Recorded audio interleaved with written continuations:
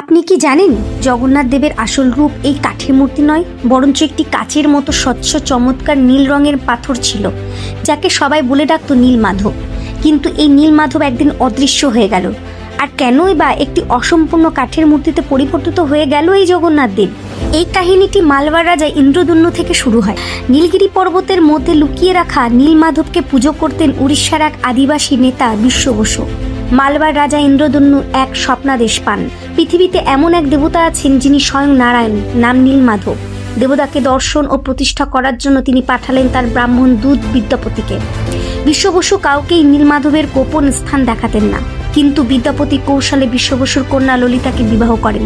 বহুদিন অনুরোধের পর বিশ্ব বসু রাজি হলো, তবে শর্ত দেন চোখ বেঁধে তাকে নিয়ে যাওয়া হবে।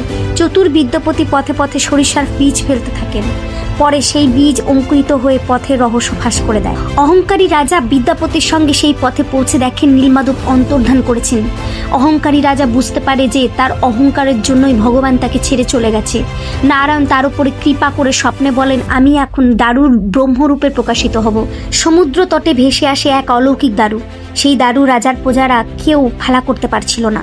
অবশেষে ভগবান বিশ্বকর্মাকে এক ব্রাহ্মণ রূপে রাজার কাছে পাঠান।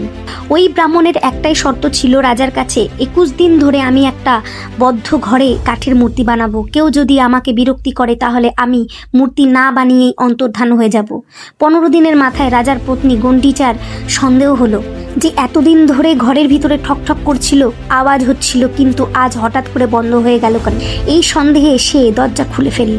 আর তখনই ঘটে গেল এই অলৌকিক ঘটনা। ব্রাহ্মণ আর নেই, অদৃশ্য। আর সেই দিব্য দারু দিয়ে বানানো হচ্ছিল 3টি মূর্তি, কিন্তু সেটা অর্ধনির্মিত, যা আজকে আমরা বলরাম, সুভদ্রা ও জগন্নাথ রূপে পুজো করি জগন্নাথ ধামে। যদি আপনি জগন্নাথের ভক্ত হয়ে থাকেন তাহলে অবশ্যই কমেন্টে লিখে জানাবেন জয় জগন্নাথ।